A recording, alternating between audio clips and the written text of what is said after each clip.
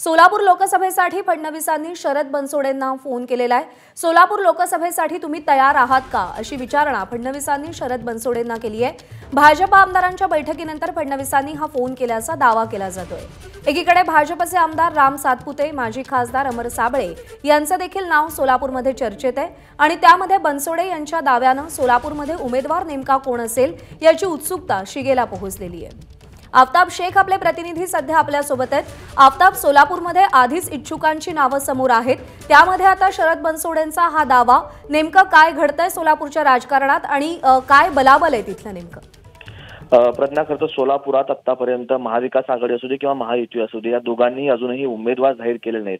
मात्र महाविकास आघाडीकडून जवळपास प्रणिती शिंदे यांचं नाव निश्चित असल्यानं प्रणिती शिंदे प्रचाराच्या जोरात लागलेत। मात्र मागच्या 2 निवडणुकात ज्यांनी विजय मिळवला त्या भाजपला आता उमेदवाराची शोधाशोध करावी लागते। त्यामुळं वेगवेगळी नावं जी आहेत ती चर्चेत। प्रणिती शिंदे यांच्या विरोधात चांगला उमेदवार असावा यासाठी भाजप प्रयत्नशील आहे। त्यातच माजी खासदार शरद बनसोडे ज्यांनी 2014 साली प्रणिती शिंदे यांचे वडील आणि तत्कालीन मंत्री, केंद्रीय मंत्री झालेले सुशील कुमार शिंदे यांचा पराभव शरद बनसोडे यांनी 2014 साली केलेला होता आणि ते शरद बनसोडे पुन्हा एकदा खासदारकीच्या रिंगणामध्ये उतरण्याच्या तयारीत आहेत। थोडंसं थांबवते, स्वतः शरद बनसोडे सध्या आपल्या सोबत आहेत। बनसोडेजी नमस्कार, तुमचा दावा आहे की फडणवीसांनी तुम्हाला खासदारकीसाठी फोन केलाय, तुमचं नेमकं म्हणणं काय आहे यावर?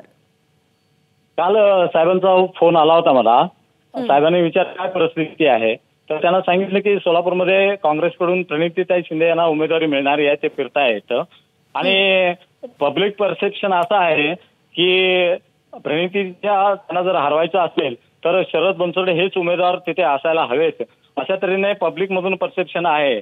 आणि मी साहेबांना सांगितलं की तिथे स्थानिक उमेदवार आपल्याला द्यावा लागणार आहे, त्याचबरोबर ज्याचे जातीचे दाखले हे चांगले आहेत, योग्य आहेत, असाच उमेदवार तिथे द्यावा लागणार आहे। आणि या दोन्ही कॅटेगरीमध्ये मी पूर्णपणे बसतो। मला अनुभव आहे 2009 सालचा आणि 2014 सालचा, आणि दोन्ही वेळेला मी सुशीलकुमार शिंदे साहेबांच्या विरोधातच लढलेलो होतो। आणि आता जनता ही एकत्रित येऊन, सध्या आमचं तिथे अरिथमेटिक चांगलं आहे, आमची केमिस्ट्री चांगली आहे, त्यामुळं प्रणितीताई शिंदे यांचा किंवा कुठल्याही विरोधकांच्या उमेदवाराचा आम्ही प्रभाव निश्चित करू शकतो, ही गोष्ट मी आमच्या साहेबांना सांगितली। पण जे इतर इच्छुक आहेत त्यांचं काय? म्हणजे आमदार राम सातपुतेंचं नाव चर्चेत आहे, माजी खासदार अमर साबळेंचं नावही चर्चेत आहे। सोलापूरकरांचं असं एक म्हणणं आहे की उमेदवार हा स्थानिक असावा आणि त्यामुळं स्थानिक उमेदवाराच्या साठी मी तिथे योग्य असा उमेदवार आहे। 2019ला तुम्हाला तिकीट मिळालं नव्हतं, त्यावेळी तुम्ही नाराज झाला होतात, नाराजी दूर करण्याचा प्रयत्न केला जातोय असं वाटतंय? नाही, मी अजिबात नाराज होतो, कारण त्यावेळेला काही प्रयोग करायचे होते। एक लिंगायत समाज आमच्याशी जोडला जाणार होता आणि त्यामुळं आता नाराज वगैरे काय नव्हतं। राष्ट्रीय पक्षांनी मला 2 वेळा उमेदवारी दिल्यामुळे मी अजिबात नाराज नव्हतो।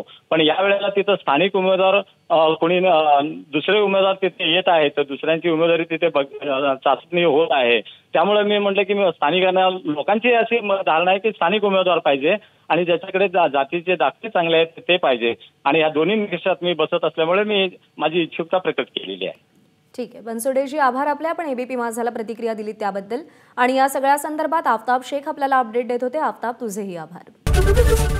एबीपी माझा, उघडा डोळे बघा नीट।